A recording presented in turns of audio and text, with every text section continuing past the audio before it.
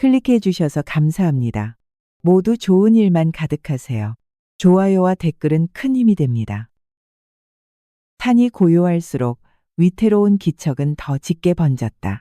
강원도 백운산자락. 이른 새벽의 안개는 마치 숨을 죽인 듯 숲을 뒤덮고 있었고 그 고요를 깨뜨린 것은 칠성의 도끼질 소리였다. 산에는 묵묵히 도끼를 들어 고목을 쳐내고 있었으나 그 눈빛엔 평온이 없었다. 나무의 결이 거칠어질수록 그의 호흡 또한 거칠어졌다. 땀이 굵은 선을 그리며 관자놀이를 타고 내려올 즈음 숲 아래쪽에서 흐느적거리는 소리가 들려왔다. 살려주시오.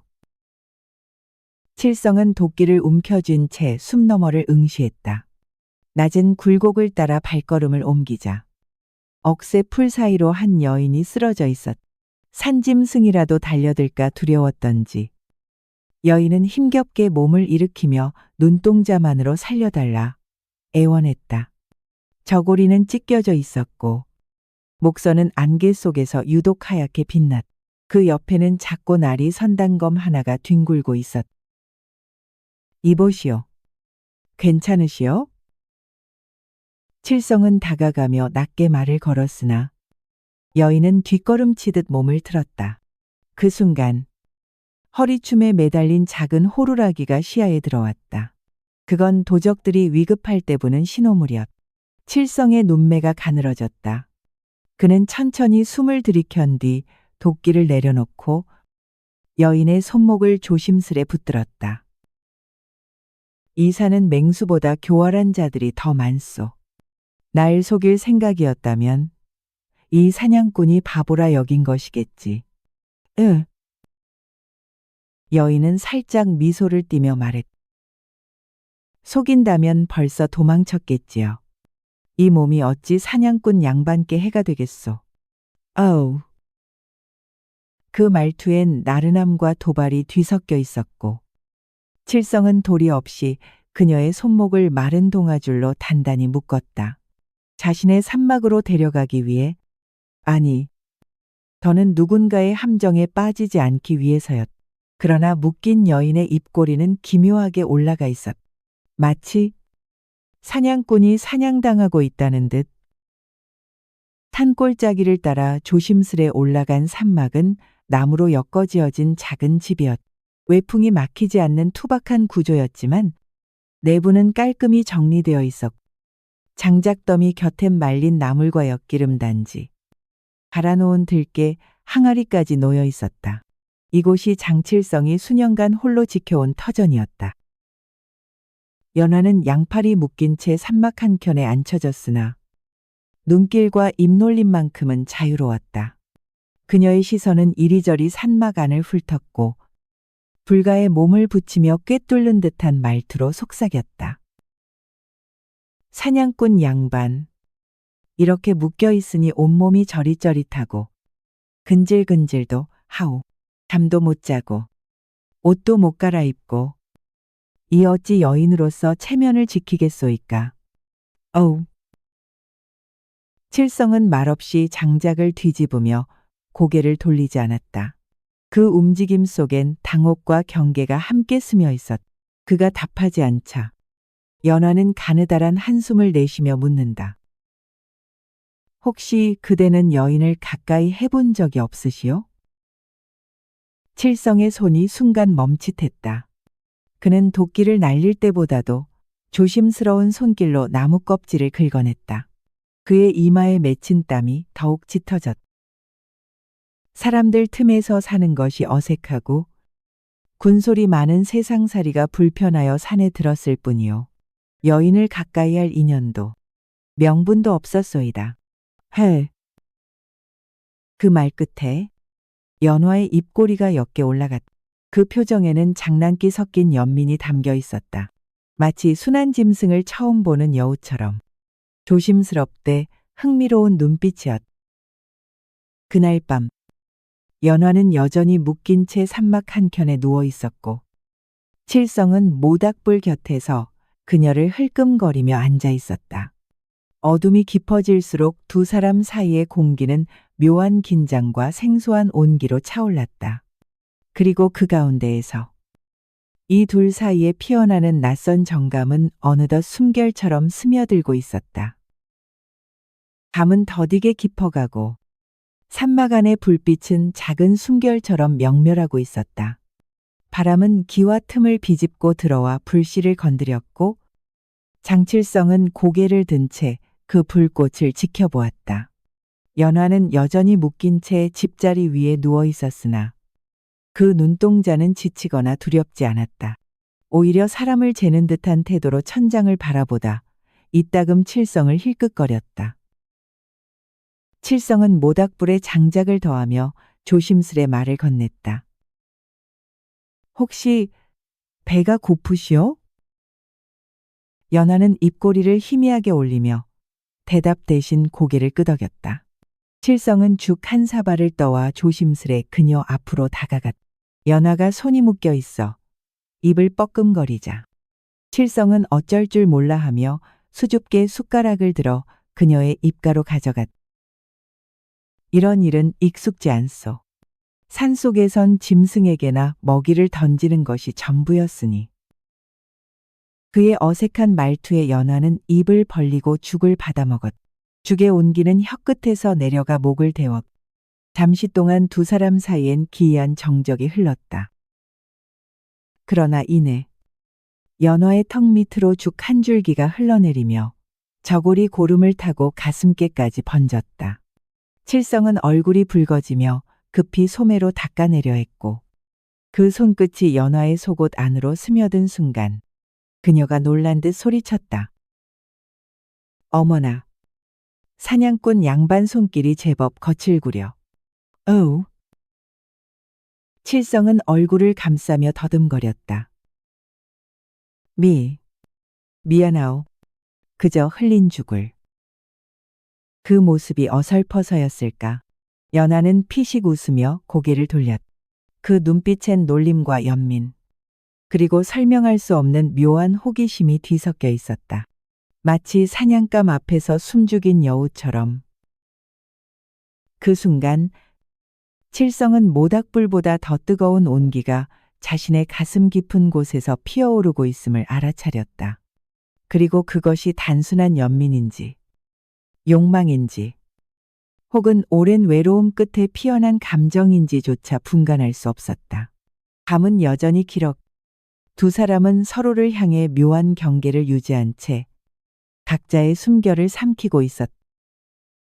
이른 새벽, 산등성이 위로 비치는 햇살이 희끄무레한 안개를 밀어내기 시작했다. 장칠성은 새벽 공기를 머금은 채 산막 앞에서 활과 화살을 정리하고 있었다. 사냥꾼에게 있어 이 시간은 하루 중 가장 고요하고도 긴장된 순간이었다. 떠나기 전 그는 산막 안을 돌아보았다. 연화는 여전히 집자리 위에서 조용히 누워 있었고 눈은 감고 있었으나 그 숨결은 가볍지 않았다. 마치 기다리던 때를 엿보는 매처럼 고요 속에 숨은 맥박이 있었다. 칠성은 조심스레 다가가 말했다. 잠깐 자리를 비울 것이니 이곳을 벗어날 생각은 말게. 내 돌아오기 전까지. 그는 끝맺지 못한 말을 삼키고 산길로 접어들었다. 하지만 그의 발걸음은 이전보다 무겁고 어딘지 모르게 불안정했다. 해가 중천에 오르기도 전에 칠성은 사냥을 마치고 서둘러 산막으로 돌아왔다. 그러나 그가 도착한 산막 안은 적막했다. 집자리 위에는 연화의 모습 대신 돌돌 말아놓은 이불과 베개가 덩그러니 놓여 있었다. 그 옆에는 풀려진 동아줄이 가지런히 놓여 있었고 문틈 사이로 산들바람이 흔들리는 듯이 스며들었다. 그 순간 칠성의 가슴 깊은 곳에서 무언가 가라앉듯 내려앉았다. 허기나 분노가 아닌 더 본질적이고 낯선 허전함이었다. 그는 주위를 둘러보다 산등성이로 향하는 희미한 발자국을 발견했다. 아직 이슬이 마르지 않은 들풀 위로 찍힌 그 자국은 날렵하였고 목적이 분명해 보였다. 칠성은 망설임 없이 그 발자국을 따라 산 아래로 달려갔다. 한 걸음마다 그의 심장은 더욱 거세게 뛰었고 그의 머릿속엔 단 하나의 의문만이 맴돌았다. 왜 하필 지금? 왜 그 여인은 떠나야만 했는가? 단순한 도망이었는지 아니면 그 자신을 시험하는 것이었는지. 숲길을 내달리는 그 순간 칠성은 처음으로 자신이 그 여인을 잡아두려 했던 것이 아니라 스스로가 붙들리고 있었음을 깨달았다. 산짐승도 아닌, 도적도 아닌, 사람의 마음이라는 가장 교묘한 덫에 연하는 산속 오솔길을 따라 무심히 발을 옮기고 있었으나 그 속마음은 무겁게 짓눌려 있었다.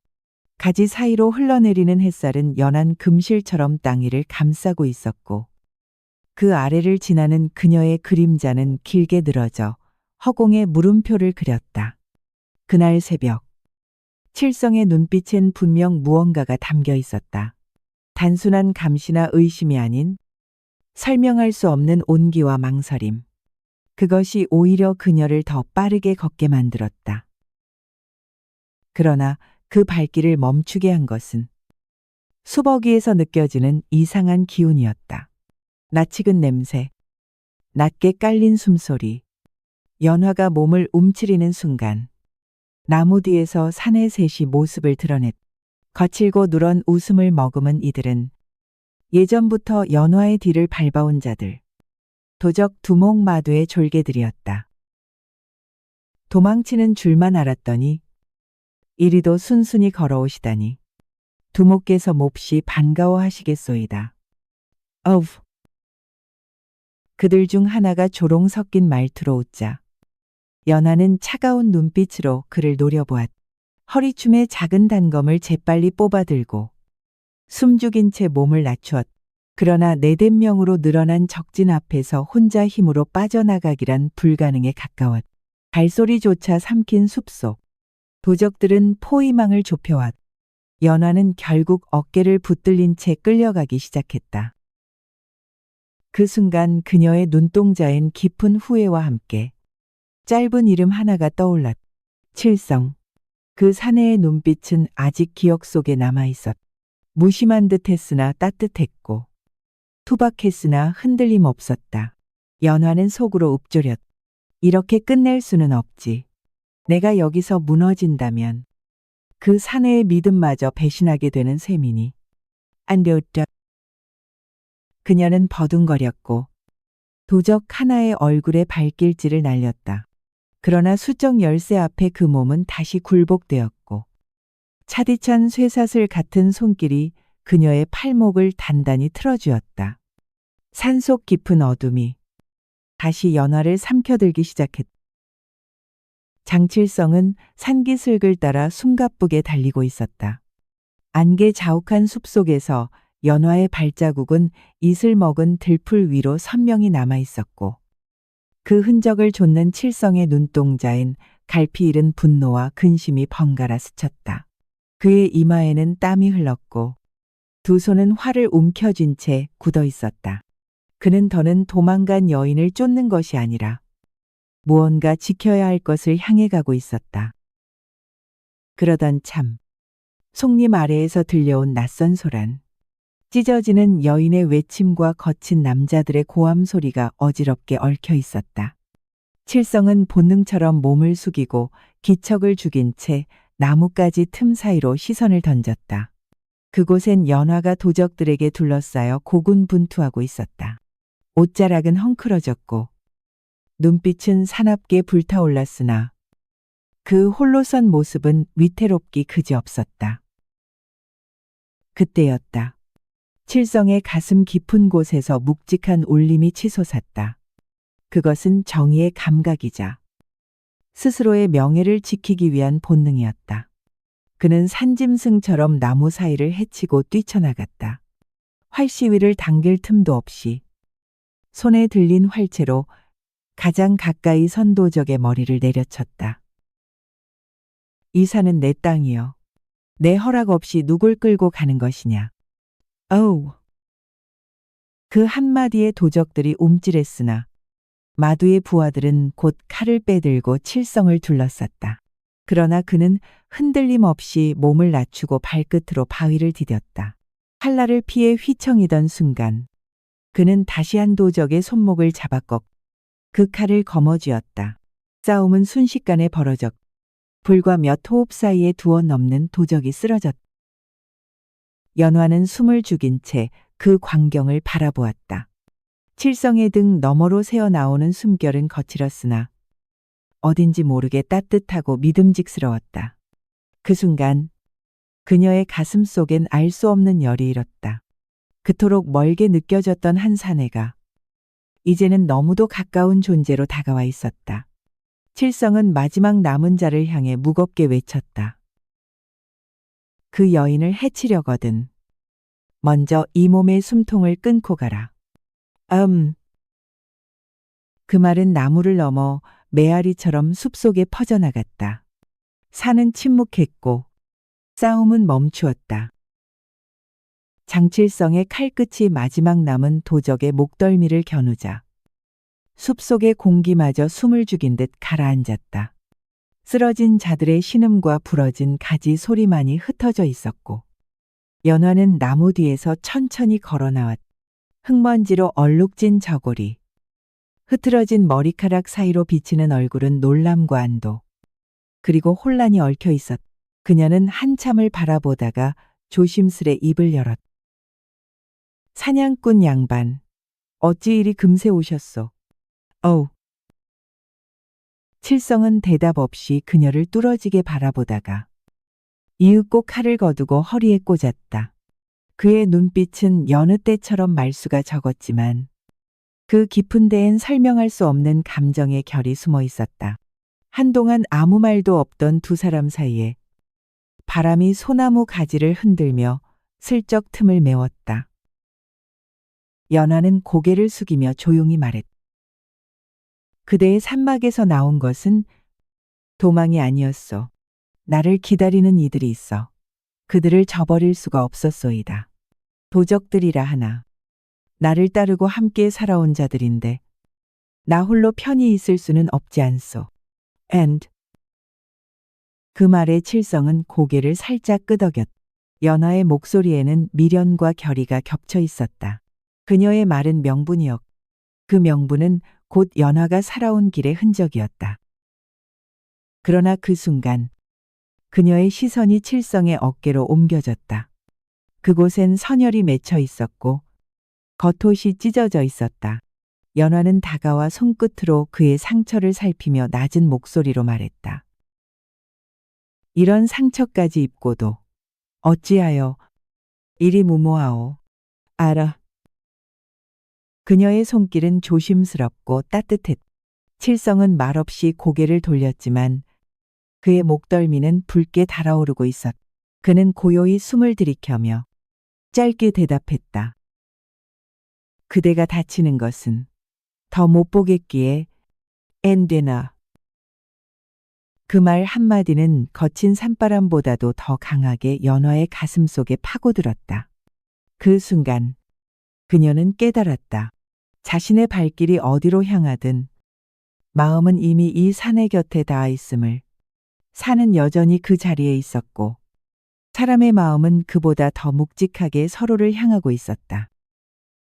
산막으로 돌아온 두 사람은 말이 없었다. 하늘빛은 저녁 무렵에 노을로 물들고 있었고 나뭇가지 사이로 붉은 석양이 천천히 사라지고 있었다. 장칠성은 상처난 어깨를 눌러 감싸준 채 문을 열었고 연화는 묵묵히 그의 뒤를 따랐다. 마당 한켠의 장작더미는 여전히 어지러이 쌓여 있었으나 그조차도 두 사람의 무거운 침묵을 막기엔 부족했다. 연화는 방 안으로 들어서며 저고리를 정리했다.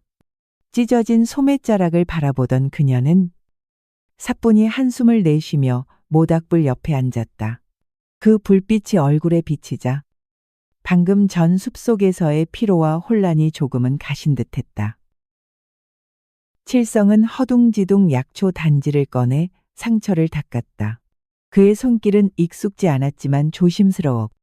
그 표정엔 오랜 세월 홀로 살아온 사내만이 지닌 쓸쓸한 단단함이 있었다. 연화는 가만히 그를 바라보다가 조용히 입을 열었다. 사냥꾼 양반. 그날 밤 그대가 건넨 죽 한 사발이 왜 이리 오래 남는지 모르겠어. 어우. 그 말은 평범한 듯 들렸으나 그 속엔 정이 배어 있었다. 칠성은 고개를 들었고 그의 눈빛엔 마른 땔감 위로 번지는 불꽃처럼 잔잔한 떨림이 번졌. 그는 대꾸 대신 조용히 이불을 펴 연화의 자리를 마련했다. 이리 오시오. 이제는 도망치지 않을 것이라. 믿소이다. 연화는 잠시 머뭇거리다 천천히 이불 안으로 몸을 누였. 그녀의 시선이 천장을 향하고 있었으나 마음은 옆자리에 앉은 사내의 숨결에가 닿아 있었다. 두 사람 사이엔 손끝 하나 닿지 않았으나 그 간극은 세상의 어떤 담장보다도 따뜻하고 단단했다. 밖에서는 풀벌레 소리가 밤을 알렸고 산속의 어둠은 고요히 내려앉았다. 연화는 눈을 감으며 속삭였다.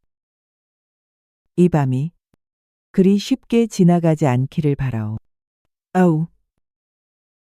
그녀의 음성은 바람 같았.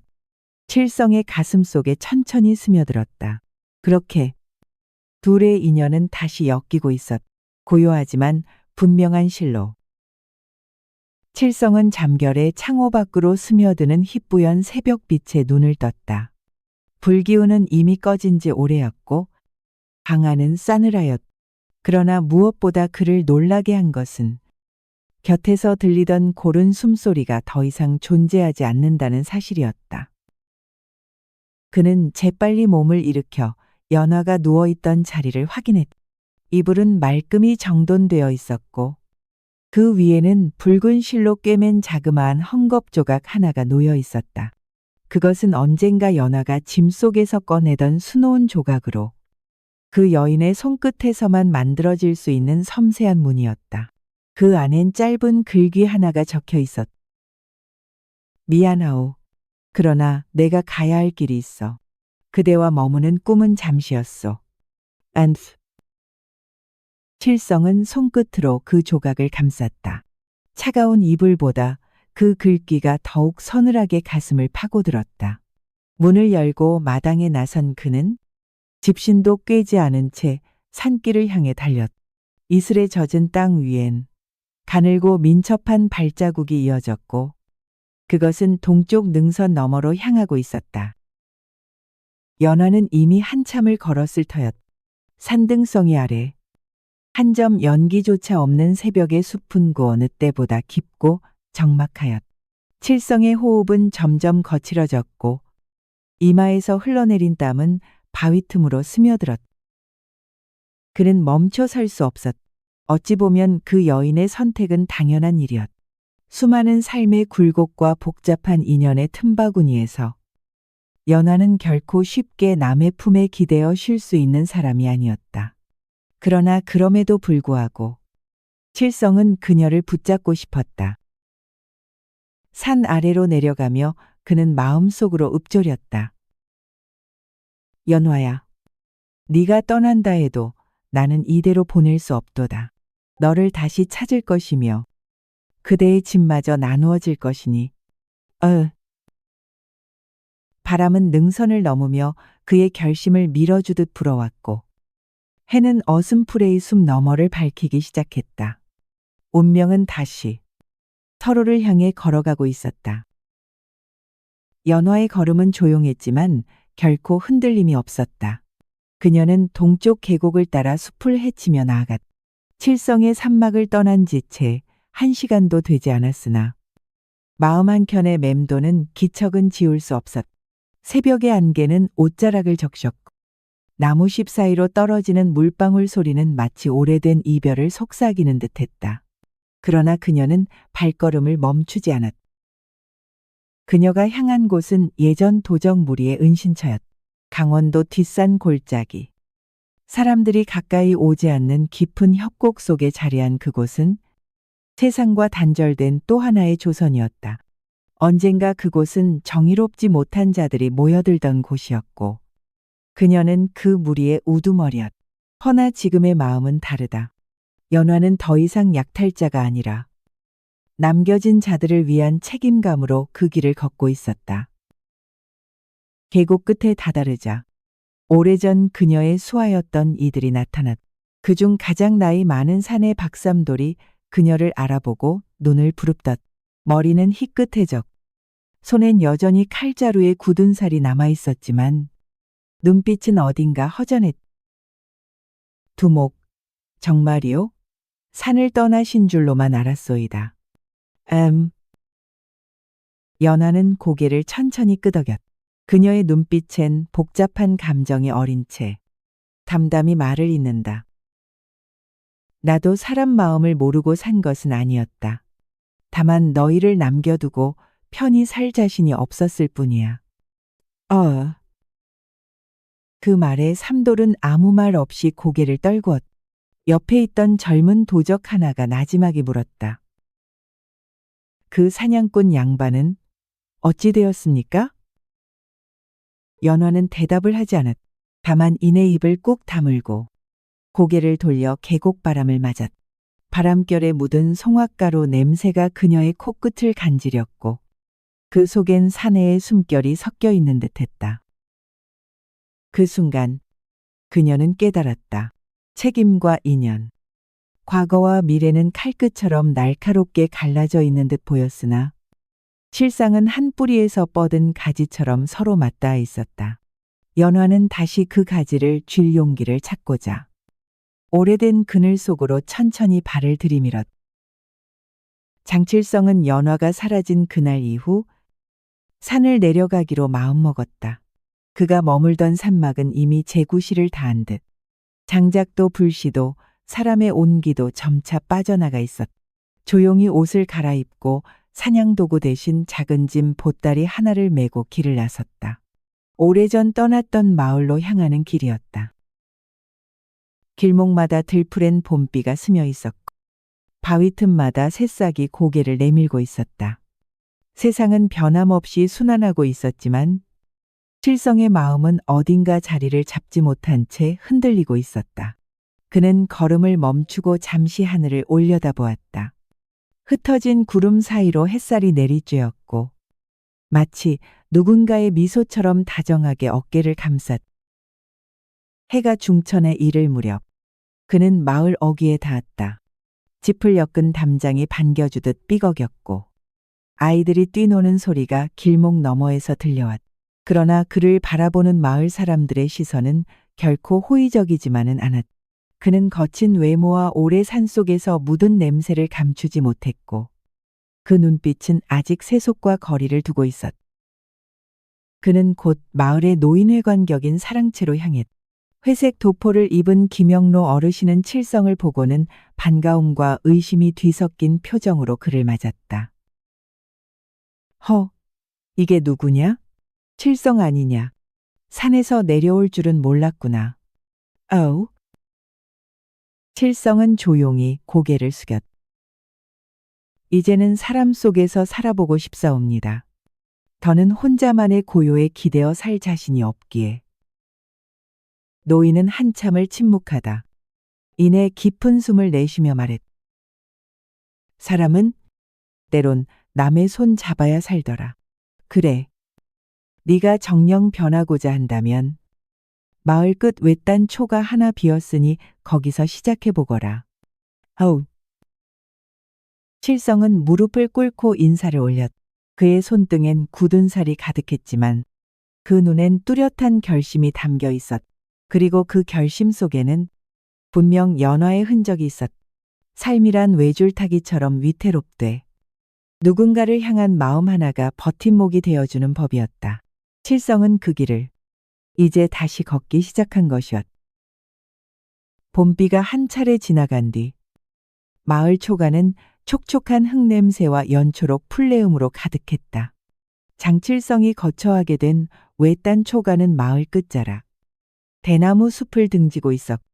앞마당엔 오래된 감나무 한 그루가 삐뚤게 서 있었다. 기왓장 대신 얹은 짚은 바람에 쓸려 있었고 흙담벽엔 조롱박 줄기가 말라붙은 채로 덜렁거렸다.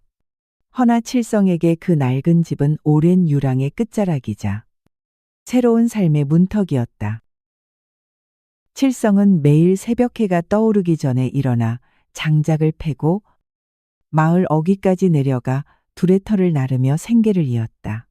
사람들은 처음엔 그를 경계하였으나 그의 무심하고 조용한 태도 속에서 남을 해할 기미는 없음을 느꼈고 그와 서서히 말을 트기 시작했다.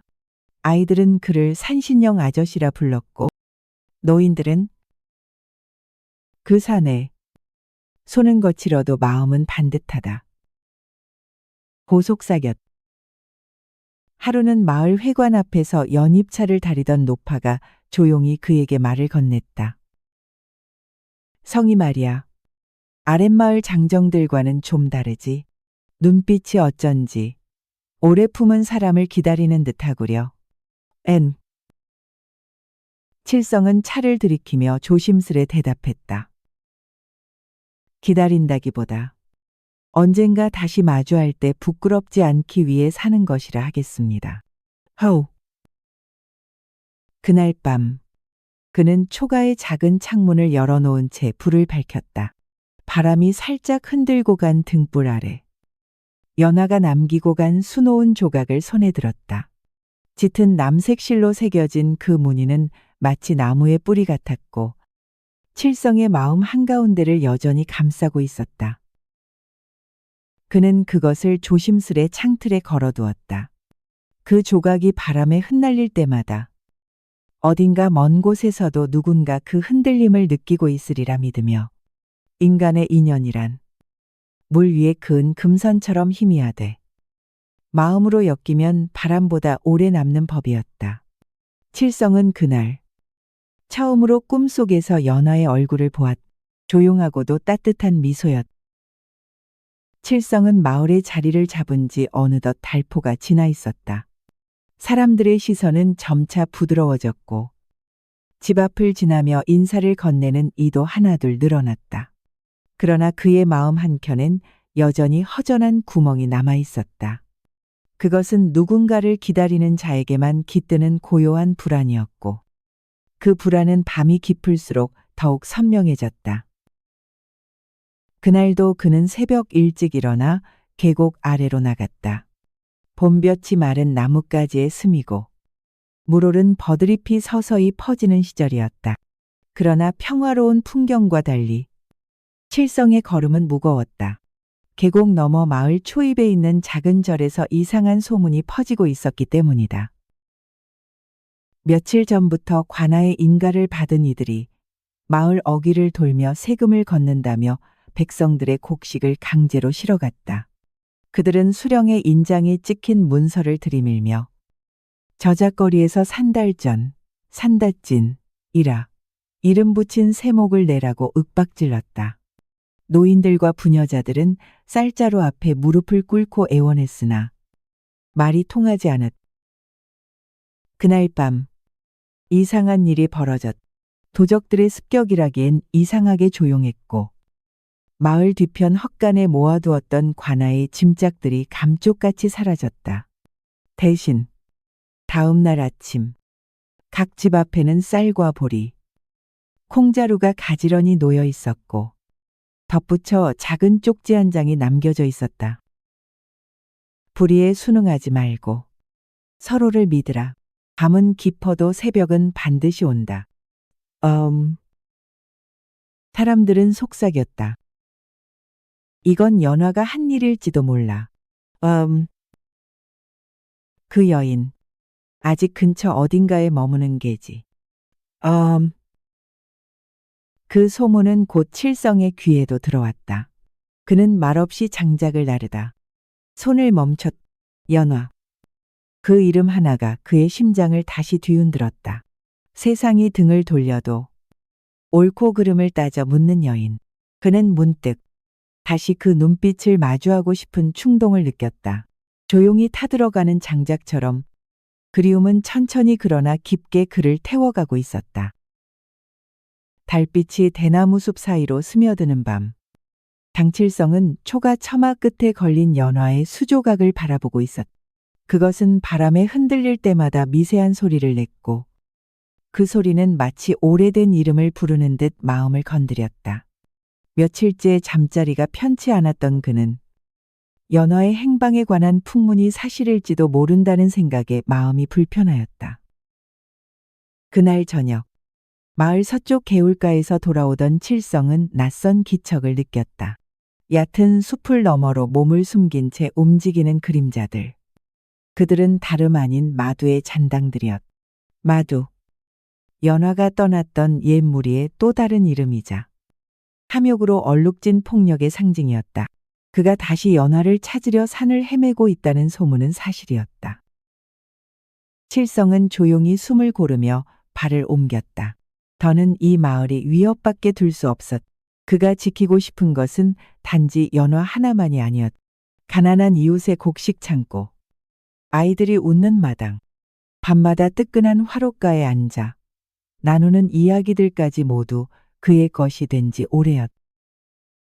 다음 날 그는 마을 어르신을 찾아가 조용히 말을 꺼냈다. 근래 마두 잔당들의 움직임이 심상치 않습니다. 제가 나서보려 하오. 어르신은 고개를 천천히 끄덕이며 물었다. 그대가 지키려는 것은 연화요. 마을이요?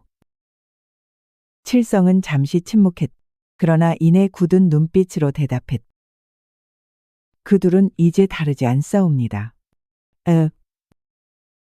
그날 밤 칠성은 오랜만에 칼을 들었다.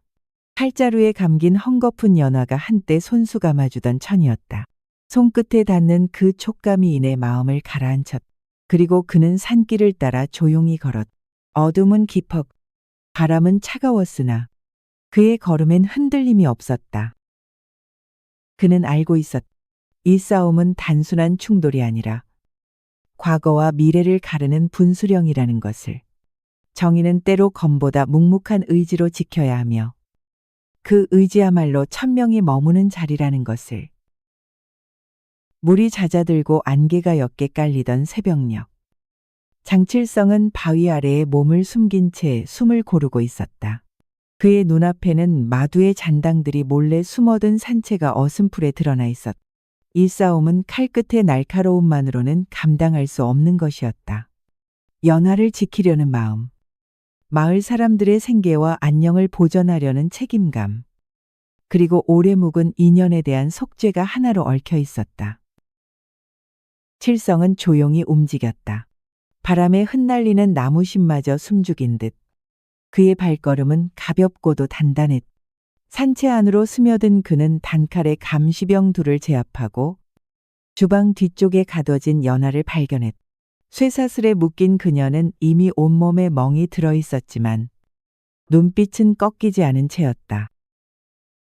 그녀가 칠성을 발견했을 때 짧은 놀람이 스쳤고 곧이어 고요한 미소가 번졌다. 말보다 먼저 닿은 것은 그 미소였다. 칠성은 그녀의 손목을 풀며 낮게 속삭였다. 이제 그만 가시오. 이번에는 내가 끝을 보리다. 그러나 그 순간 마두가 칼을 들고 나타났다. 피로 얼룩진 얼굴, 짓밟힌 자존심, 끝내버리지 못한 집착. 두 사내의 눈빛이 맞닿은 순간 날선 기류가 흐르고 칼날이 번뜩였다. 한치의 물러섬도 없이 마주선 둘, 짧은 몇 합의 격돌 끝에 칠성의 칼끝이 마두의 손에서 무기를 떨어뜨렸다. 그러나 칠성은 목숨을 거두지 않았다. 그는 단지 싸움을 끝내고자 한 것이지 또 다른 증오를 남기려 한 것이 아니었다.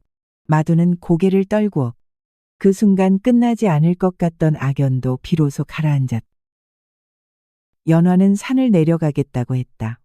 더는 도적질도, 숨어 지내는 삶도 버리겠다고. 칠성은 말없이 고개를 끄덕였고 두 사람은 마을로 향하는 산길에 나란히 섰다. 초가을 들녘을 걷는 발자국 소리가 서걱거렸고 풀벌레 울음이 귀를 간지렸다. 마을 사람들은 처음엔 연화의 존재를 경계했지만 그녀의 묵묵한 수고와 따뜻한 손길은 점차 벽을 허물었다. 어느 저녁, 마을 어르신은 조용히 칠성에게 말했다. 그대는 사람을 지킨 것이 아니라 사람의 믿음을 세운 것이요. 어우? 그 말의 칠성은 고개를 숙였. 그 곁에 연화는 미소 지은 채 한 발 더 가까이 다가섰. 가을 하늘은 높았. 저 멀리 까치가 둥지를 나르듯. 두 사람의 마음도 이제는 따로가 아닌 함께였으니. 인연이란 것은 참으로 묘한 법입니다. 헤어졌다 다시 만나고 스스로도 알지 못한 사이에 마음이 엮여 깊어지지요. 장칠성과 연화가 끝내 함께 길을 걷게 된 건 운명이라기보단 서로를 향한 고요한 결심의 결과였던 듯합니다. 여러분은 어떻게 생각하시나요? 운명과 선택. 과연 무엇이 사람을 바꾸는 걸까요? 아래 댓글에 여러분의 생각을 나눠주시고 마음에 드셨다면 좋아요를 눌러 응원해주세요. 다음 이야기에서 또 뵙겠습니다. 한양 종묘 뒤편. 음습한 매연과 짙은 서리 사이를 뚫고 달빛 한 줄기가 가느다 랗게 내리비치던 겨울밤이었다. 김연은 사방을 두리번거리며 숨을 죽인 채 서 있었다. 손에 꽉 쥔 매와 문양의 밀서 한 장이 이토록 무겁게 느껴진 적은 없었다. 종묘의 담벼락을 타고 돌아나가는 그 발걸음은 어느 때보다도 조심스러웠으나 그녀의 가슴은 이미 폭풍우 속에 있었다. 전하의 친필. 그것이 이 안에 남아있다면. 옷깃 속으로 숨긴 밀서가 그녀의 심장 박동에 따라 미세하게 떨렸다. 50년을 이어온 한성의 권력 중추. 그 어둠의 뿌리를 뒤흔들 진실이 담긴 문서였다. 하지만 그 진실이 빛을 본다면 연 자신은 물론 오라비 김세연과 외숙부 홍판서의 목숨마저 온전치 못하리라는 예감이 들었다. 돌연. 뒤편 담장 너머에서 나뭇가지 꺾이는 소리가 들려왔다. 연은 본능처럼 몸을 움츠리며 품속 밀서를 더 깊이 숨겼다. 누구냐? 한성부 순찰군의 목소리가 고요한 새벽을 갈랐다. 연은 한치 망설임도 없이 종묘 담장을 따라 골목 깊숙이 달아났다. 그녀의 등 뒤로 군화 소리가 사납게 따라붙었다. 김연 아씨 맞느냐? 멀지 않은 곳에서 낮고 절박한 목소리가 들려왔다. 의금부 서리 이지훈이었다. 연은 잠시 멈칫했으나 곧 다시 달리기 시작했다. 그 순간 그녀의 눈에는 이 모든 혼란의 끝이 아닌 새로운 시작의 문턱이 어렴풋이 떠올랐다. 지훈은 그녀가 무언가를 결심했다는 것을 눈치챘다. 그 눈빛은 두려움보다 결의에 가까웠고 숨을 몰아쉬는 입술 끝은 떨리면서도 단단히 닫혀 있었다. 저 여인은 이제 되돌아가지 않으려는 것이다. 아니, 돌아갈 수 없는 곳에서 오직 앞으로 나아가려는 자의 얼굴이었다. 그 밤, 눈바른 한양 성벽 너머로 조용히 흩날리고 있었다. 김연은 숨을 몰아쉬며 종묘 담장을 돌아 내려오다. 익선동 골목 어귀의 외진 전각 뒤편으로 몸을 숨겼다. 새벽 공기는 더욱 차가웠고 그녀의 숨결은 하얗게 흩어졌다. 연의 손끝은 여전히 떨리고 있었으나 마음만큼은 차츰 가라앉고 있었다. 불현듯 어둠을 가르고 다가오는 발자국 소리에 연은 몸을 움츠렸다. 하지만 그 발걸음은 거칠지 않았다. 이내 익숙한 낮은 목소리가 들려왔다. 아씨, 무사하셨습니까? 아. 의금부 서리 이지훈이었다. 그는 평소 과묵하고 조심스러운 성정이었으나 연 앞에서는 말끝이 다소 부드러워지곤 했다. 두 사람은 사촌지간이었으나 지훈은 오래전부터 연의 언행에 남다른 연모의 마음을 품고 있었다. 그러나 그는 그것을 단 한 번도 입에 올린 적이 없었다. 오히려 그 마음을 지켜야 할 신이처럼 조용히 가슴속에 간직하고 있을 뿐이었다. 연은 그에게 다가와 밀서를 내밀었다. 손바닥만 한 종이 위에 새겨진 묵서의 흔적은 밤새 그녀의 가슴을 짓눌렀다. 지훈은 조심스레 펼쳐보며 이내 눈썹을 찌푸렸다. 그 글은 단순한 서찰이 아니었다. 궁중 상서처를 통해 비밀리에 유통된 정치문서였으며 그 내용은 조정 대신 몇몇의 직계 가문과 밀무역, 심지어 독살 음모까지 언급되어 있었다. 한자 한자가 생사를 가르는 칼날처럼 느껴졌다. 지훈의 손이 순간 미세하게 떨렸다. 그는 고개를 들고 연희 얼굴을 바라보았다. 그녀는 고요한 달빛 속에서 무너지지 않으려 이를 악문 듯한 표정이었다. 목숨을 걸고 이 문서를 지켜낸 여인. 그는 그 결기를 외면할 수 없었다. 지훈은 천천히 고개를 끄덕였다. 그것은 단지 동의가 아니라 이제부터 그녀의 싸움에 함께하겠다는 무언의 서약이었다. 그 순간 익선동 너머에서 조정의 반복을 알리는 고요한 징소리가 울려 퍼졌다. 하늘은 여전히 어두웠고 아직 날이 트지 않은 조선의 새벽은 싸늘하기만 하였다. 하지만 두 사람 사이에는 말없는 연대의 불빛이 작게 타오르고 있었다. 이지훈은 밀서를 품에 넣은 채 곧장 의금부 내소로 발걸음을 옮겼다. 동이 트기 전의 거리엔 물 한 개가 낮게 깔려 있었고 새벽 종소리가 멀리 은은히 울려 퍼지고 있었다. 가파른 돌계단을 오르던 그의 등 뒤로 겨울 찬바람이 스며들었지만 지훈의 이마에는 식지 않는 땀이 배어 있었다. 그것은 추위 때문만은 아니었다. 내소의 문을 걸어 잠근 뒤 지훈은 가장 믿을 만한 서리이자 오랜 벗인 정무겸을 불렀다. 무겸은 고개를 갸웃하며 밀서를 펼쳐들었다가 이내 안색이 바뀌었다. 그의 손끝이 조용히 떨렸다. 그 속엔 박씨 가문의 명예 도장이 선명히 찍혀 있었고 문서 곳곳엔 의금부가 다루는 법례조차 알지 못할 비밀 암호가 새겨져 있었다. 무겸은 밀서를 내려놓고 깊은 한숨을 내쉬었다. 이것이 사실이라면 조정의 절반은 이미 썩어 있는 셈이네. 허나 이걸 드러낸다 하여 과연 우리가 무사할 수 있을까? 그의 말끝은 떨림이 있었고 눈빛은 흔들렸다. 지훈은 대답하지 않았다. 대신 창호 너머 붉게 밝아오는 동력 하늘을 오래도록 바라보았다. 그 붉음은 마치 불타는 듯했고 오래전 사직동 화재의 기억이 떠올랐다. 그때도 그는 목숨을 걸고 한 노인을 불길 속에서 구해냈었다. 칭찬도 상도 없었으나 생명을 건졌다는 그 날의 떨림만은 잊히지 않았다. 정의는 다만 외치는 것이 아니라 감내하는 것이네. And 지훈의 입술에서 떨어진 말은 낮고 굳건했다. 무겸은 말없이 그를 바라보았고 결국 고개를 끄덕였다. 그리하여 두 서리는 함께 밀서의 암호를 하나씩 풀어가기 시작했다. 아직 어둠이 채 거치지 않은 조선의 새벽. 누군가는 권세에 술수를 더했고 또 누군가는 그 권세를 넘어서기 위한 이름 없는 싸움을 시작하고 있었다. 지훈의 마음엔 조용한 다짐이 흘렀다. 세상은 거대하나 진실은 그보다 더 오래 견디는 법이라.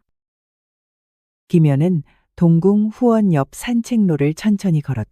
담장 너머로 스미는 햇살은 아직 이른 아침의 온기를 품고 있었으나 그녀의 발걸음은 사뭇 무거웠다. 며칠째 가슴속을 짓누르던 서슬퍼런 불안감이 채가 쉬지 않은 탓이었다.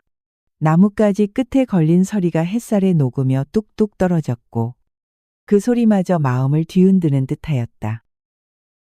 돌계단 아래 오래전부터 다니던 선대비의 연서각 옆 자그마한 연못가에 다다르자 여는 그 자리에 멈춰섰다.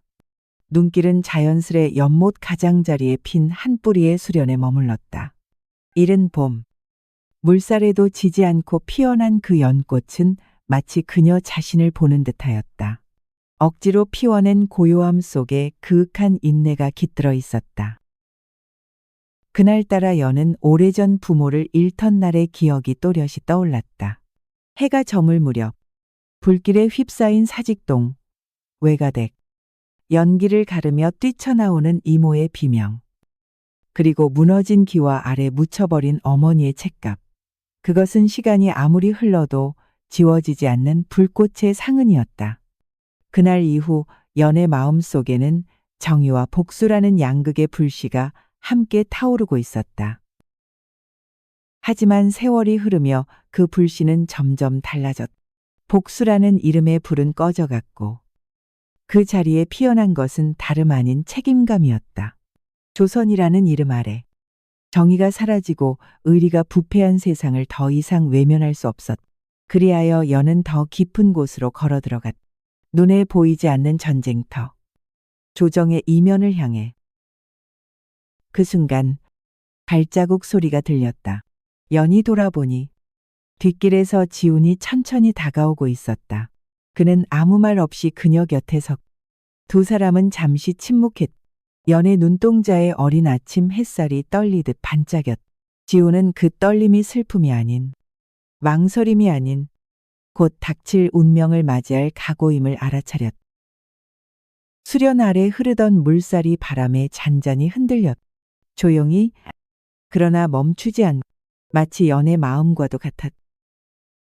종묘 담장 너머로 스며들던 석양빛이 천천히 한성부 관아의 처마 끝을 물들이고 있었. 그날 숭례문 안으로 사대부 복색을 차려입은 한 인물이 조심스레 들어섰. 박진호 대사원이었다. 40을 넘긴 그의 얼굴엔 늘 위험이 서려 있었으나 그날따라 눈빛은 더욱 예리했고 주변을 살피는 동작이 유난히 민첩했. 동행한 자는 그의 이복 동생 박수경. 형만큼이나 탐욕이 깊고 모사에 능한 인물이었다. 두 사람은 익선동 후미진 정자의 자리를 틀고 앉았. 바깥으로는 아무 기척 없었으나 한양 저작거리의 안개처럼 기이한 긴장감이 그들 사이를 감쌌. 수경은 형의 눈치를 보며 낮은 목소리로 말을 꺼냈. 형님, 소문이 돌고 있사옵니다. 김대윤의 혈족이 밀서를 쥐고 나타났다는. 어우. 박진호의 얼굴에 번뜩이는 음영이 일렁였. 그 이름. 김대윤. 폐쇄자의 사부였으며 조정개혁을 외치다 모함으로 유배된 자. 동시에 박씨 가문이 조정 내 권세를 장악하기 위해 가장 먼저 꺾은 인물. 그 피가 다시 세상에 발을 들였다는 것은 단순한 소문으로 치부할 일이 아니었.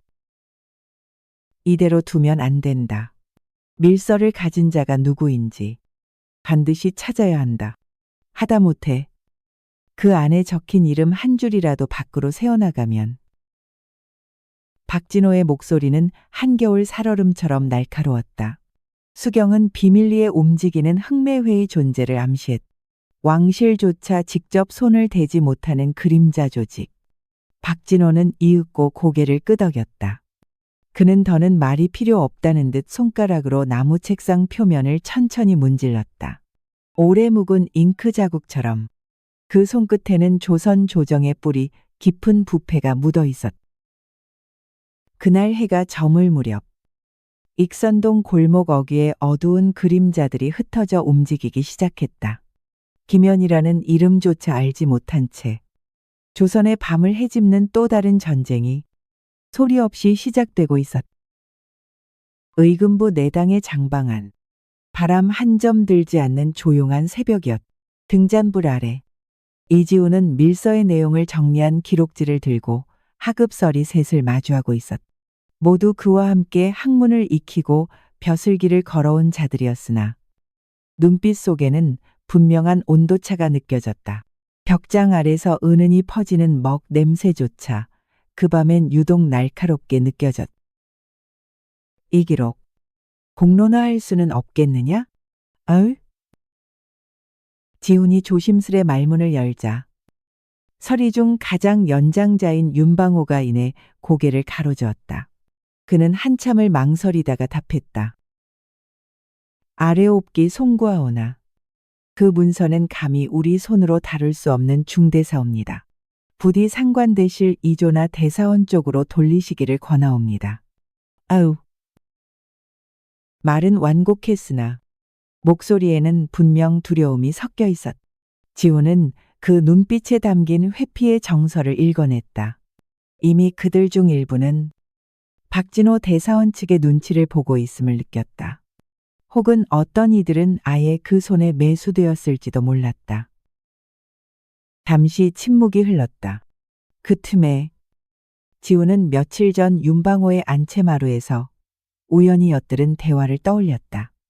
어린 아들이 병이 깊어 의원을 불렀으나 뜻밖에도 박씨 가문과 연이 닿아 있다는 말을 들었던 것이다. 그 순간 지우는 깨달았다. 이 싸움은 단순한 정의의 문제가 아니었다. 각자의 목숨과 가문, 생존이 걸린 일이었다. 지훈의 손은 기록지를 천천히 접으며 무거워졌다.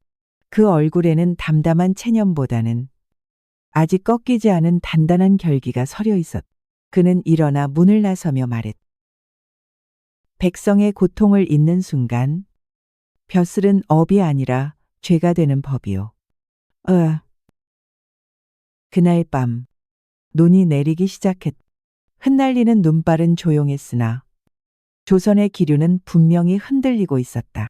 지훈의 등 뒤로는 벽 속 그림자마저 바람처럼 조용히 물러서고 있었다.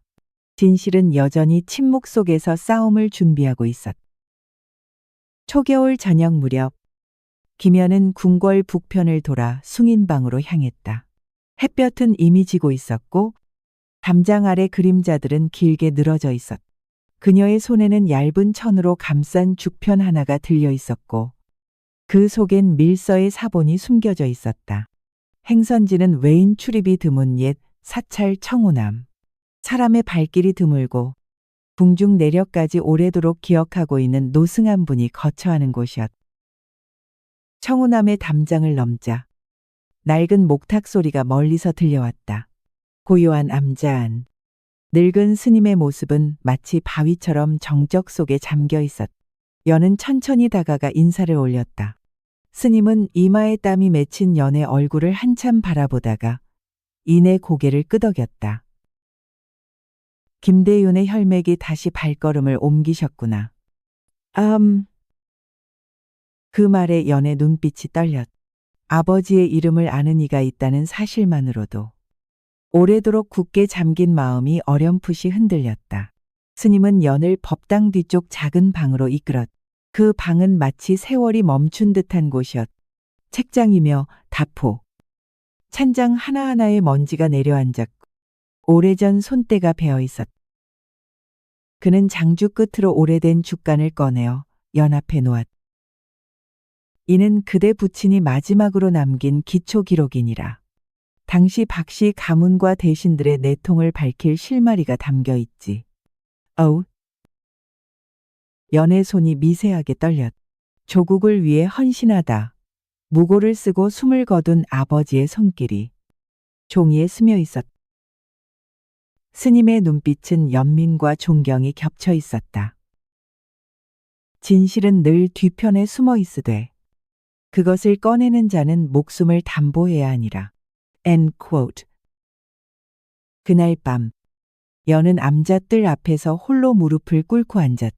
먼 하늘의 별빛이 그녀의 어깨를 덮고 얼어붙은 기와 사이로 찬 기운이 스며들었지만 마음속에서는 잊혔던 불꽃이 다시금 피어오르고 있었다. 조용히, 그러나 확실히 산자락 너머로 달이 기우는 새벽녘. 김연은 청우남을 떠나 한양 남문 근처의 마정골로 향하고 있었다. 죽편에 담긴 밀서의 사본과 선친의 기록을 품은 채 그녀는 뒷골목을 따라 조심스레 발걸음을 옮겼다.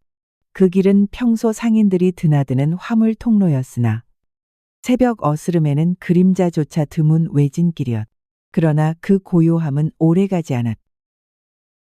두 골목이 맞닿는 회연방 어귀. 어둠 속에서 검은 옷을 입은 사내의 셋이 돌연 나타났다. 그들의 움직임은 무성했고 눈빛은 냉랭했다. 연은 본능적으로 죽편을 옷 속 깊이 감추며 뒤로 물러섰다. 사내들 중 한 명이 낮고 굳은 목소리로 말했다. 김대윤의 피라하지? 네 발걸음이 청우남을 스친 순간부터 우리는 너를 지켜보고 있었다. 안 돼. 그 말은 곧 박진호의 수하가 보낸 자들이라는 뜻이었다. 흔히 알려지지 않은 비밀 조직, 흑매회였다. 연의 심장은 찬물처럼 내려앉았으나 눈빛은 차츰 단단히 여물어갔다. 숨을 고르던 그때 바람 사이로 돌을 밟는 소리가 들렸다. 어둠 속에서 이지훈이 모습을 드러낸 것이다. 지훈은 망설임 없이 연 앞으로 나섰. 그 손엔 검이 아닌 목침만 들려 있었으나 눈빛에는 맹렬한 기백이 서려 있었다. 한양은 정무의 도성이라 어둠이 그 뜻을 꺾으려 해도 반드시 새벽은 오는 법이요. 그 말에 흥매의 무리의 표정이 일그러졌. 순간 산의 하나가 지붕 위로 몸을 날렸고 돌이 굴러 떨어지며 골목이 뒤흔들렸. 연은 재빨리 허리춤에 죽편을 품에 꼭 붙잡았고 지훈은 그녀의 팔을 낚아채어 뒤편 연탄 창고로 몸을 숨겼다. 심장은 요동쳤고 숨소리는 더욱 거칠어졌다. 그날 새벽 마전골의 어둠은 더 짙어졌지만 한치의 틈으로 스며든 희미한 새벽빛이 두 사람의 이마를 적셨. 그것은 공포 속에서도 꺼지지 않는 의지의 빛이었다. 종묘 뒤편의 다락헌으로 숨어든 김연과 이지훈은 새벽녘 촛불 하나를 켜고 조심스레 죽편을 펼쳤다. 그 속에는 글자가 아닌 선과 점으로 구성된 고문서가 숨겨져 있었다. 처음엔 무의미해 보였던 선들이 연의 아버지 김대윤이 생전에 쓰던 암호문임을 지훈은 알아차렸다. 그리하여 두 사람은 붓끝을 따라가며 수차례 겹쳐 읽고 교차해가며 뜻을 조합해 나갔다. 창호틈 사이로 새벽 햇살이 희미하게 스며들 무렵 마침내 한 줄의 구절이 완성되었다. 왕실종맥 진실의 혈은 방문가에 잠들어 있나니 이 한 구절은 곧 지금까지의 모든 정국을 뒤흔들 단초였다. 연의 가슴 속에 오랫동안 응어리졌던 수수께끼 하나가 풀리는 듯하였다. 어머니가 생전 남겼던 애틋한 말. 그 아이는 너보다 먼저 불 속에서 태어난이니라. 라던 문장이 떠올랐다. 연은 오래전 한밤중 외갓집에서 몰래 들었던 진실을 더듬었다. 자신이 아닌 어린 시절 불길 속에서 살아남은 또 다른 아이가 있었고 그 아이야말로 왕실 혈통의 마지막 맥이라는 사실이었다. 지훈은 조용히 숨을 고르며 말을 이었다. 이 문장의 뜻이 사실이라면 조정의 절반은 진실을 덮기 위해 칼을 들 것이요. 그 혈맥이 살아있다는 사실 하나만으로도 조선의 권력은 흔들릴 것이외다. 연은 떨리는 손으로 죽편을 다시 감싸며 창밖을 바라보았다. 골목을 따라 장이 서는 소리가 서서히 퍼져나오고 있었고 상인들의 목소리가 희미하게 들려왔다. 그러나 그 평온한 아침 속에도 연의 눈동자엔 무거운 다짐이 서려 있었다. 단순히 부친의 억울함을 풀고자 함이 아니었다. 이제 그녀의 발걸음은 한나라의 근간을 바로잡는 일에까지 다다른 것이다. 다락헌의 허름한 천정 위로 햇살이 깃들고 있었다. 그것은 역사의 어둠 속에서 마침내 드러나려는 한 줄기 진실의 빛이었다. 한양 남촌의 낮은 언덕 위, 용흥정의 한 고택 마당에는 늦가을 햇살이 부드럽게 내려앉고 있었다. 붉게 물든 가미피 바람에 실려 뒷마당을 돌던 중 마침내 김연의 발치에 머물렀다. 연은 길쌈 치마를 단정히 여민 채 낯선 방문자를 기다리고 있었다. 그가 곧 도착할 터였다. 동이 튼 지 3시즌째. 장날의 북적임이 멀리에서 희미하게 울렸다. 잠시 후 기와지붕 너머로 짧은 기침 소리와 함께 중년 사내 하나가 정문을 밀고 들어섰. 고을 원윤현수였. 선친 김대윤과는 예전 사서삼경을 함께 강론하던 벗이었고 연이 어릴 적 대문 밖까지 마중 나와주던 이웃 어른이었. 그러나 지금의 얼굴에는 예전의 온화함 대신 조심스러운 경계가 서려 있었다. 지훈이 뒤따라 들어오며 연에게 눈짓을 보냈. 죽편과 밀서 사본은 이미 품속에 감추어 두었다. 연은 조심스럽게 고개를 숙이고 윤현수 앞에 두 손을 모아 앉았. 정적이 잠시 흐른 뒤 연이 꺼낸 말은 예상보다 간명하였다. 대감, 저희는 진실을 조정 앞에 드러내고자 합니다. 그러나 그 길이 어찌 홀로 열리겠사옵니까? And 윤현수는 얼굴을 들지 않았다. 손가락 끝으로 찻잔을 천천히 문지르며 마음속 갈등을 삼키는 듯하였다. 잠시 후 그는 낮은 목소리로 답했다. 김대윤의 뜻이 남아 있었다면 이 나라가 지금과 같지는 않았을 것이요. 그러나 진실은 늘 피를 요구하니 그 무게를 감당할 자를 세우는 일이 먼저일 것이에다. 그 말에 연의 눈빛이 흔들렸다. 그것은 단순한 동의도 반대도 아니었다. 오랜 세월 권력의 바깥을 지켜본 자만이 할 수 있는 현실의 무게를 담은 회한이었다. 그러나 그 안에 묘한 기색이 스며 있었다. 마치 조심스레 문을 여는 이에게만 보이는 희미한 불빛처럼. 그날 밤 윤현수는 은밀히 연과 지훈의 밀서를 받아들였다. 누군가가 진실을 드러내려면 누군가는 문을 열어주어야 하기에 그 연못 같은 침묵 속에서 작은 물결 하나가 조용히 번지기 시작하였다. 초겨울의 회연방은 바람끝이 날카로웠다.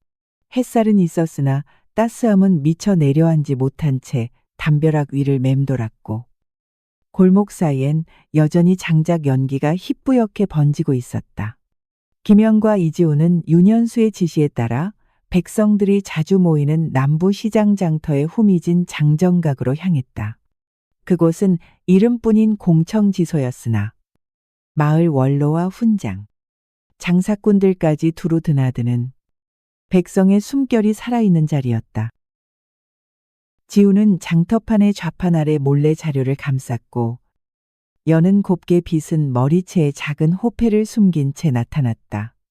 그날 장정각에서는 평소보다 많은 이들이 모여 있었고 허름한 포목상 차림을 한 윤현수가 그들 한가운데 앉아 있었다. 그는 연의 눈빛을 피하지 않았다. 이 아이가 김대윤의 딸이요. 그가 남긴 기록을 정리하여 박씨 가문의 부패를 드러낼 증거를 손에 넣었다 하옵니다. 안달이 처음엔 숨죽이던 장정각이 술렁였다. 한 노인은 자리에서 일어나 말했다. 김대윤이라 하였어? 예전 금이영에서 부정관원 고발하다 유배된 자 아닌가? 그 자는 사직의 근본을 따르던 어른이었소. 말은 흘렀지만 그 속엔 오랜 존경이 묻어 있었다. 여는 조용히 죽편을 꺼내 정면에 있는 사람들에게 보였다. 그 손끝은 떨렸으나 눈빛은 의연하였다. 지우는 그 곁에서 자리를 지켰고 무언의 신뢰가 두 사람 사이에 머물렀다. 그때였다. 문 밖에서 짧은 고함 소리와 함께 장정각의 문이 거칠게 열렸다.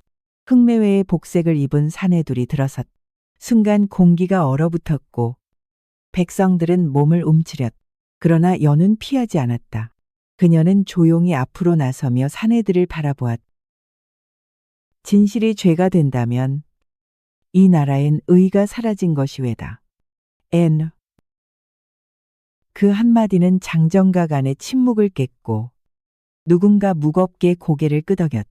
그렇게 하여 작은 장터 한 귀퉁이에서 정이라는 이름이 다시금 살아나기 시작했다.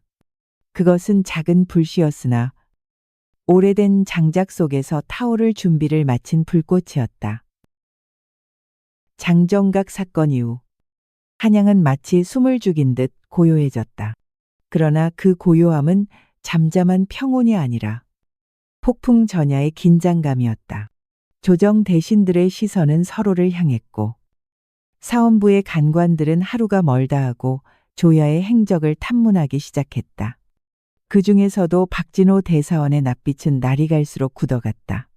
그에게 전해진 첩보에는 남촌 장정각에서 누군가 죽편을 펼쳐 민중 앞에 내용을 낭독했다는 사실이 실려 있었다.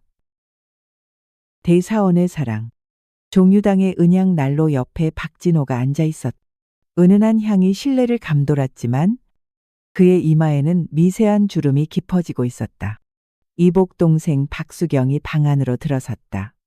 손에는 하나의 장부가 들려 있었고 그 눈빛에는 엷은 당혹과 분노가 교차하고 있었다. 형님, 그 여인, 김연이라 하옵니다. 김대윤의 무남동녀. 밀서를 드러낸 것이 확실하옵니다. 박진호의 눈동자가 서서히 좁아졌다. 그의 마음속에서 오래전 한 장면이 떠올랐다. 젊은 시절 사직동 서재에서 김대윤과 마지막으로 나눈 대화. 당시 그는 조정의 부패를 막기 위해 박진호에게 일종의 고변문을 건넸다. 그러나 박진호는 그것을 접수하는 대신 처분할 인물 명단으로 바꾸어 상소했다. 그것이 김대윤을 몰락시킨 서문이었다. 업은 반드시 되돌아오는 법이지. 박진호는 낮게 읊조렸다. 그 말에는 두려움과 후회의 그림자가 얽혀 있었다. 그러나 그는 다시금 냉정을 되찾았다. 권세는 정으로도 도리로도 지킬 수 없는 것이었다. 오직 두려움을 먹고 자라며 칼날로 세워지는 법. 그리하여 박진호는 내관을 불러 조용히 명을 내렸다. 그날 밤 수하들은 북촌 일대의 그림자처럼 퍼져나갔고 김연을 숨겨준 자들을 탐색하며 그 입들을 막기 시작했다. 조정은 소란해졌고 백성들 사이에는 다시 피가 흐를 징조 라며 불안이 번졌다.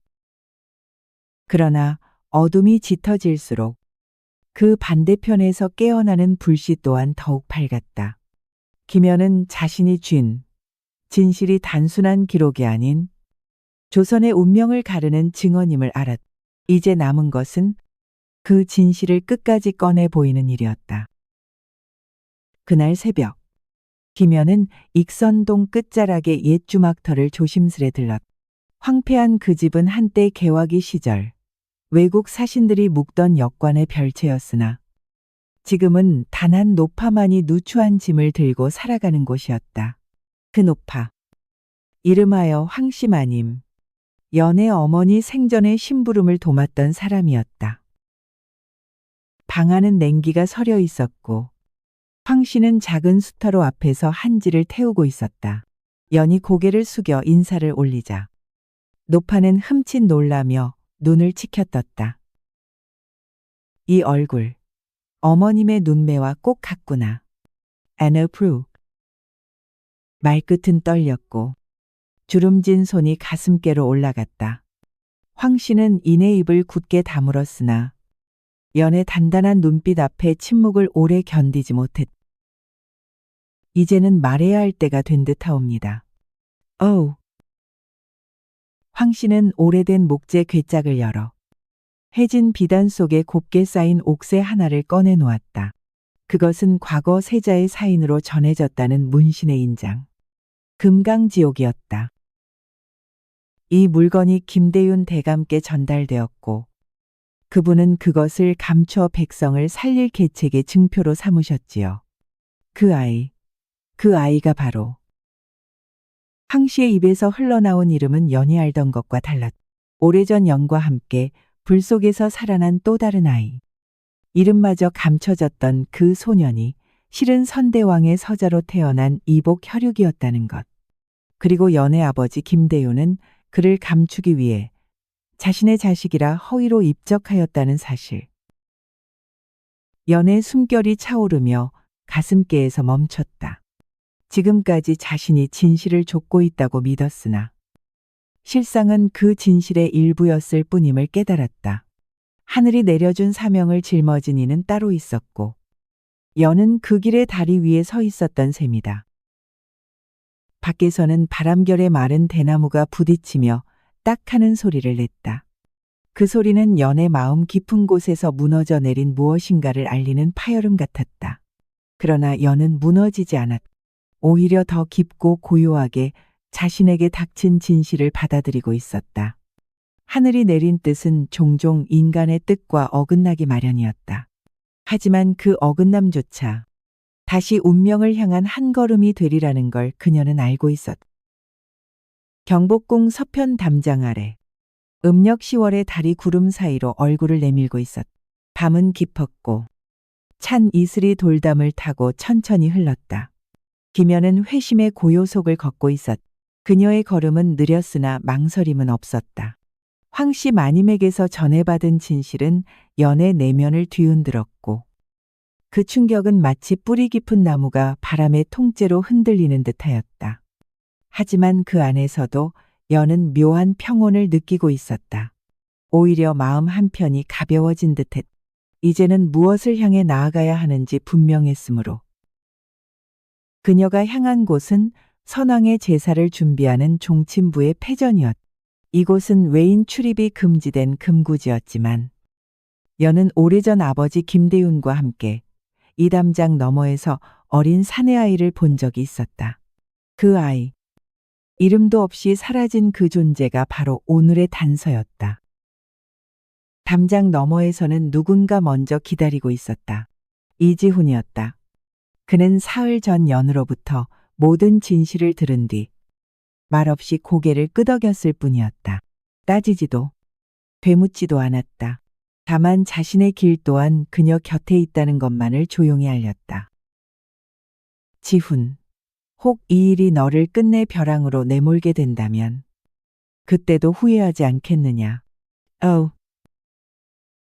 연의 물음에 지훈은 한참을 침묵하다 대답했다. 저는 진실 앞에서 목숨을 저울질한 적이 없습니다. 지금도 마찬가지이옵니다. 그 말은 짧았으나 무게는 컸다. 연은 그의 눈을 바라보며 문득 어머니가 남긴 말 한 줄을 떠올렸다. 진실을 지키는 자는 바람과 같이 살아야 하느니라. 어디로 불어도 끝내 나무를 흔들 줄 알아야 하느니. 이윽고 종친부의 패전 안쪽 문이 열렸다. 안에는 사내 하나가 서 있었다. 그의 얼굴은 어딘가 익숙했다. 김연이 어릴 적 불 속에서 등 뒤로 느꼈던 따뜻한 손바닥. 그리고 황 씨가 말했던 왕실에 잊힌 혈맥. 서로의 눈빛이 마주한 순간 말없는 인연이 천천히 엮이기 시작했다. 달빛 아래 조선의 깊은 혈맥과 운명의 실타래가 다시금 엮이고 있었다. 새벽 안개가 가늘게 깔린 종친부 뒷뜰. 김연은 조심스레 발을 내디뎠다. 바람은 차가웠으나 그녀의 손끝은 더 이상 떨리지 않았다. 마치 오래도록 묻어두었던 생의 물음표들이 차츰 해소되어 가는 듯. 심장은 고요했고 눈빛은 깊었다. 패전 안에서 마주한 사내. 이름 없이 자라온 그 남자는 왕실 서자의 피를 이은 존재였고 김대윤이 목숨을 걸고 지켜온 마지막 혈맥이었다. 사내의 이름은 윤지훈. 놀랍게도 그동안 연과 함께 진실을 쫓아온 의금부 서리 지훈과 같은 이름이었다. 그러나 그들은 다른 사람이었다. 연은 무심코 지훈의 이름을 부를 땐 그저 한 사람을 떠올렸지만 이제는 또 다른 운명을 지닌 존재의 그림자가 겹쳐졌다. 윤지훈은 깊숙이 숙인 채 작게 한숨을 내쉬었다. 나는 내 신분을 숨기고 살아야만 했습니다. 부친의 죽음, 어미의 종적, 모두 그날 이후 사라졌습니다. 살아남기 위해 입 다물었고 기억을 저편에 묻어야 했습니다. 연은 조용히 고개를 끄덕였다. 마음 한구석에서 알 수 없는 죄책감이 밀려왔지만 그것은 그를 향한 것이 아니라 자신을 향한 것이었다. 그녀가 믿어온 사명과 걸어온 길. 그것이 단지 한 사람의 진실을 되찾기 위한 여정이었다면 이제부터는 그 진실을 세상에 내보일 책무를 짊어져야 했다. 그날 해가 떠오르기 전 연과 윤지훈은 마침내 밀서의 원본과 금강지옥 옥새를 꺼내어 정리했다. 기묘하게도 그 옥새는 윤지훈의 손에 쥐어질 때 마치 제 주인을 알아본 듯 은은한 빛을 내뿜었다. 하늘은 아직 밝지 않았으나 두 사람은 뒷담을 넘어 도성 남쪽을 향해 걸었다. 그곳에는 김연을 기다리는 이도 윤지훈을 기다리는 역사도 없었다. 다만 이제 그들이 감당해야 할 조선이라는 무게만이 존재했다. 그리고 그 담장 아래 김연은 이지훈을 마주했다.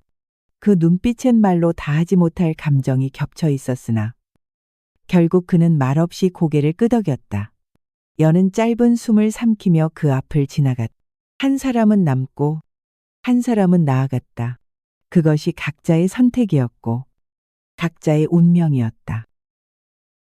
우리는 때로 자신의 삶이 곧 진실이라 믿고 살아가지만 때론 그 진실마저도 더 큰 진실의 한 조각일 뿐인 경우가 있습니다.